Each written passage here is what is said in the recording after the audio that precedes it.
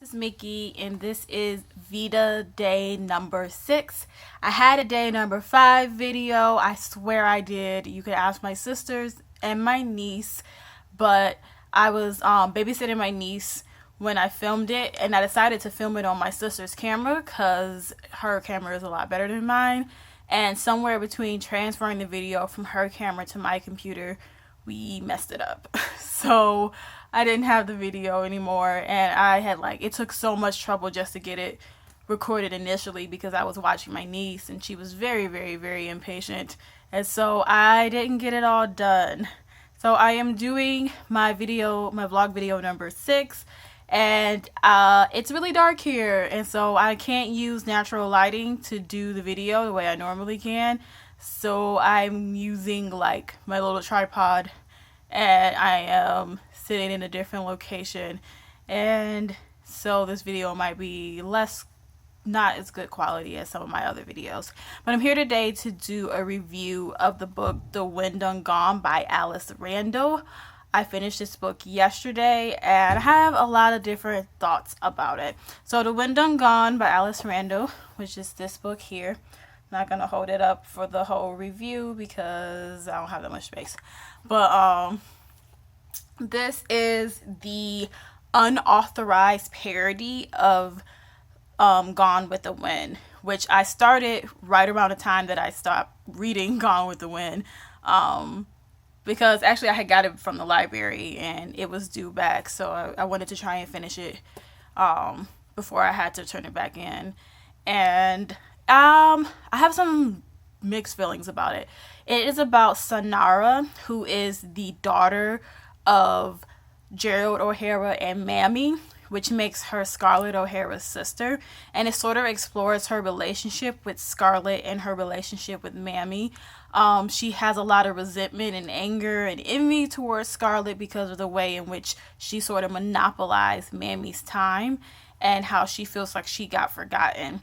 And she feels like her mother didn't particularly love her or didn't love her as much as she loved Scarlett. And I thought that was a really interesting dynamic to explore. I really liked it when I first started the book out.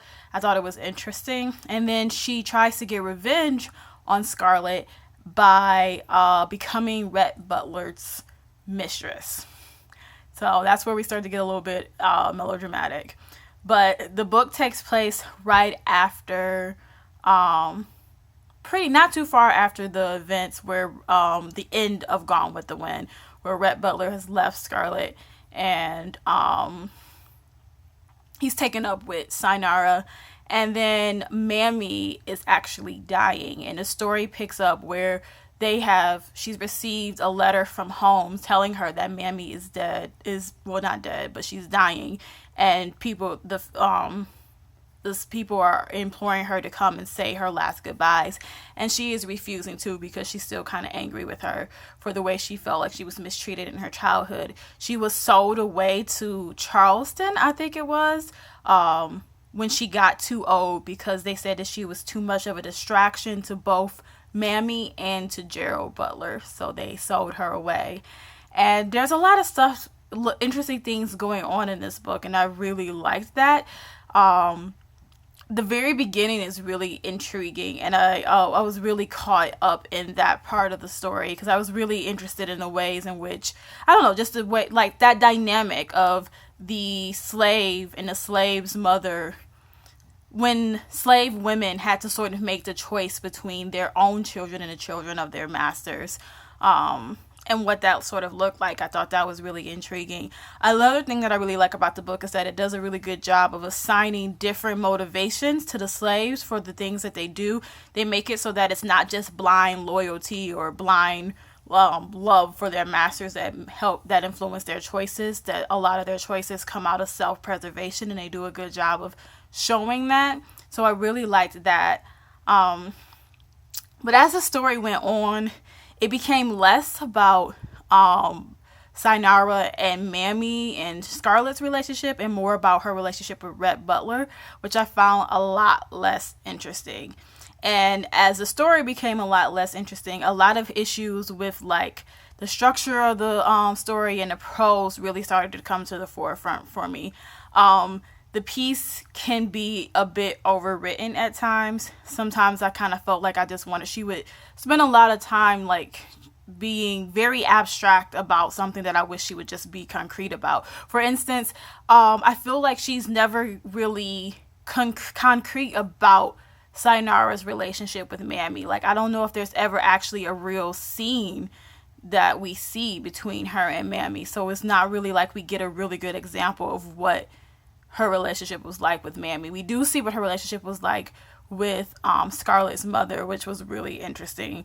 But we don't get a good take of that. We don't even really get a good glance at how she perceived Mammy's relationship with Scarlett, at least not a concrete one. We get descriptions of it, but it's very like abstract and things like, I just felt, like descriptions of feelings and loss and loneliness, but not really, we don't really get to see it in action. So, and that became a whole lot more prominent when I realized that when the story started to transition to this whole like Rhett Butler storyline and whether or not she was going to stay with the Rhett Butler.